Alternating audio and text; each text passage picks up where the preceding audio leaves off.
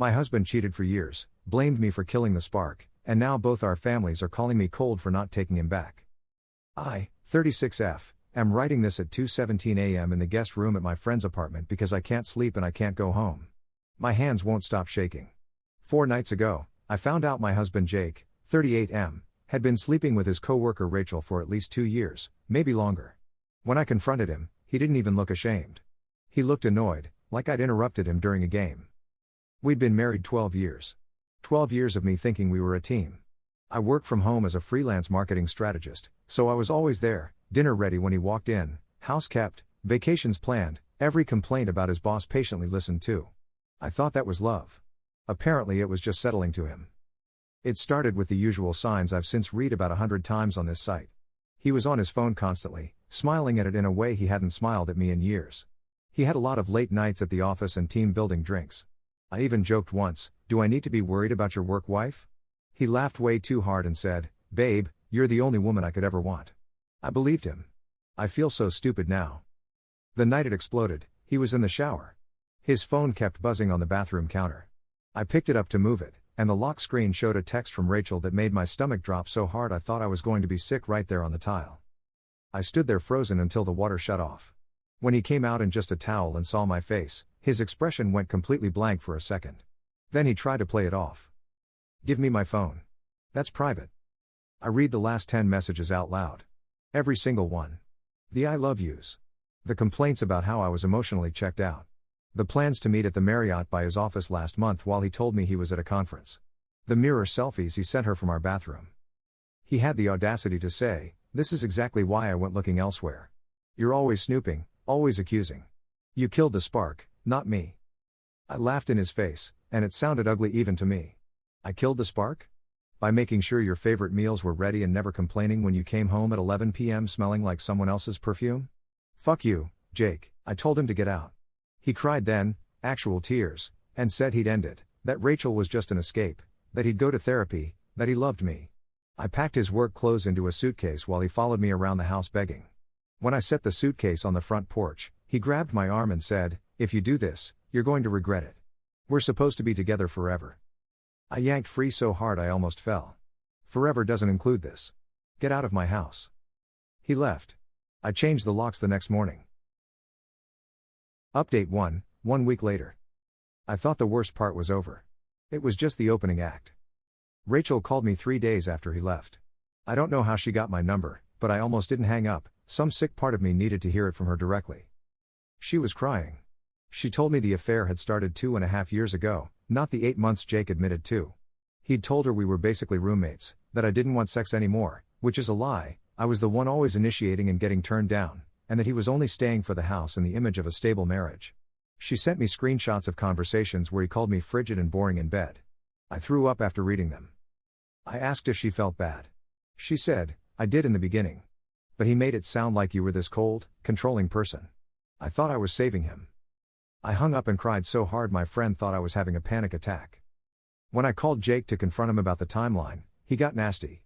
"You were really going to believe the woman I was cheating with over your own husband? She's trying to destroy us." Then he switched to the sad voice. "I fucked up, I know that. But I never stopped loving you. Please don't throw us away." His mother called me that same night. "I used to love that woman." She said, "Honey, men do stupid things when they feel neglected. You're both at fault here." I told her I had the messages where he describes what he and Rachel did in his car during his lunch break. She said, "That's graphic, you shouldn't be reading those." As though I was the one who put the words there. I'm starting to understand that my marriage has been a lie for a lot longer than I thought. Update 2, 18 days later. New information keeps arriving, and every time it does, it's like being punched in the chest all over again. I hired a private investigator. It was dramatic, maybe, but I needed to know the full scope. The Pi found a second email account Jake thought I didn't know about. The messages went back almost 4 years. There had been 3 other women before Rachel, a client, a bartender at the place he went after work, and someone I still can't identify. He sent all of them the same lines. He didn't feel understood, he was trapped in a loveless marriage.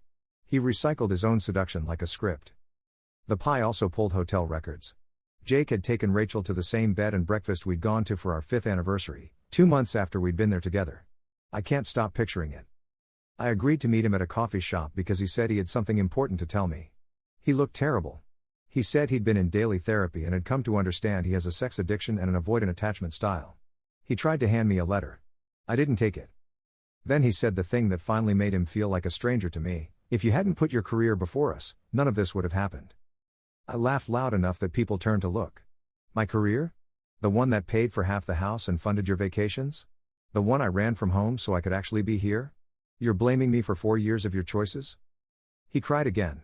I used to melt when he cried. Now it just makes me tired. When I got home, my mother called. She said Jake's mother had reached out to her, and that maybe I should consider a trial separation before going straight to divorce.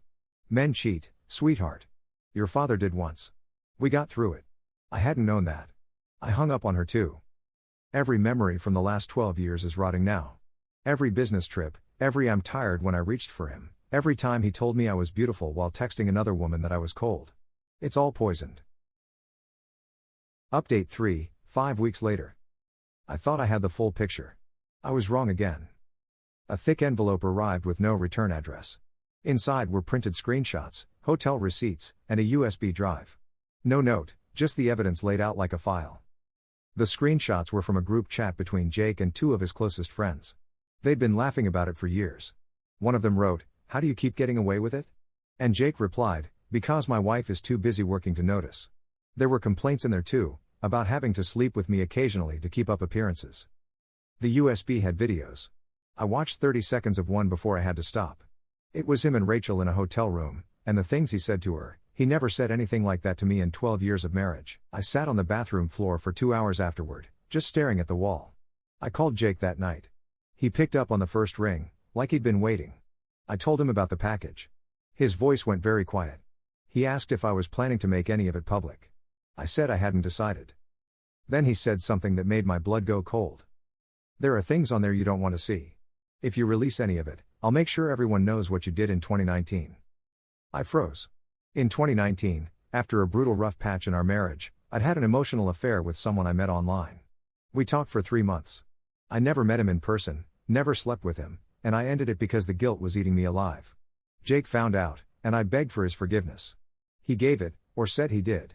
He held it over me for about 6 months and then supposedly let it go. He'd been keeping it sharpened the whole time. While he was sleeping with multiple women for years. Are you threatening me? I said. I'm just saying we both have things we'd rather keep private. Come home. We'll burn the USB together. I hung up. My lawyer says the recordings will strengthen my case considerably. But Jake's family has already started a whisper campaign, and mutual friends have been texting to say I'm destroying him and should try to be more understanding. He called 6 more times that night. I didn't answer. I just want this to stop. But I don't think it is. Update 4, 10 weeks later. I finally watched the rest of the USB. It was worse than I'd prepared myself for. There were videos with the bartender too, and voice memos where Jake told her he was counting the days until he could leave this dead marriage. One memo was recorded the same week I was in the hospital for emergency surgery after an ectopic pregnancy in 2021. He told her he was stuck at the hospital with the mistake while she sent him photos. The thing that actually broke something in me was a message that predated my own mistake. 3 months before I ever talked to that man online in 2019, Jake had written to one of his friends, "She's getting suspicious again. Might have to sleep with her tonight so she stops asking questions. This is exhausting." He was already deep into the affair with his client before I ever did anything wrong. My guilt, the guilt I'd carried for years, the guilt he used as leverage, evaporated the moment I read that. I called my mother and asked her flat out if she'd known any of this. She got quiet and then said, "Jake told us you cheated first. We thought you were even." I laughed so hard I started crying. She tried to backtrack, but I'd already hung up. Jake showed up at my friend's building that night. He looked like he hadn't slept in days. When I came down to the lobby, he started in with the same script: he was nothing without me, Rachel meant nothing, he'd been broken and made terrible choices. I just looked at him.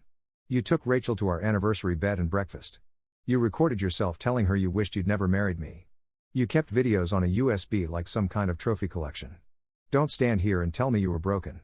You were having the time of your life. He switched to threats again. I told him my lawyer already had copies of everything, and that the only remaining question was whether his employer needed to see the footage from the company parking garage. He looked scared. For the first time in all of this, he looked genuinely scared. Update 5, 4 months later. Rachel is pregnant. She texted me from a new number, Just a sonogram picture and the words, "He says it's yours if you want to stay. I'm keeping the baby either way." I threw my phone across the room hard enough to shatter the screen. Jake's mother left me a voicemail that same day. "This is a sign, honey. God is giving you a chance to forgive and raise that baby as your own. Don't be cruel." I played it for my lawyer. She said Jesus Christ out loud. I filed the week before Rachel's text arrived, irreconcilable differences and adultery. The evidence is so overwhelming that his attorney is already pushing toward a settlement rather than discovery. My pi had found one more thing by then. Jake had been paying for Rachel's apartment for the past 14 months. My income, my work, my money, going toward keeping her housed while I cooked him dinner and thought we were fine. I saw him once more, at the lawyer's office for paperwork. He wouldn't look at me. He just stared at the table the whole time, like a child waiting to be dismissed. When I stood to leave, I said, "I hope she's everything you wanted. I genuinely do. Because you just lost the only person who ever actually loved you." He didn't answer. Update 6, 2 months after filing. The divorce finalized on a Tuesday. My lawyer called me at 9 a.m. and I sat in my kitchen with my coffee and cried for about 20 minutes, not because I wanted him back, but because 12 years deserves more of a ceremony than a phone call and some paperwork. I kept the house. It was mine too, and I'm not going to pretend otherwise. My mother reached out a few weeks ago. Not to apologize exactly, but to say she'd been thinking about what she'd said, and that she was sorry she hadn't believed me sooner. We talked for a long time. I don't know yet what we are to each other now, something is different between us, but it was a conversation, and I needed that. I haven't spoken to Jake since the lawyer's office. I've heard through people we used to share that Rachel had the baby and that they're together, officially, which means he finally got the life he apparently wanted for years. I find I don't feel much about that anymore. I'm past the point where his choices say anything about me.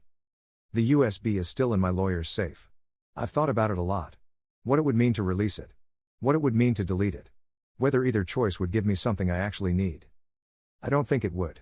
I think leaving it in that safe and never touching it again is its own kind of answer, proof that I don't need to destroy him to be free of him. I'm not okay yet. I still have nights where I wake up at 3 a.m. replaying things, wondering what was real and what was performance. Probably some of both. Probably I'll be untangling that for a while. But I'm in my own house. I'm sleeping in my own bed. I'm working, and eating, and talking to friends, and some days now I go entire hours without thinking about him at all. That's enough for now. That's actually a lot.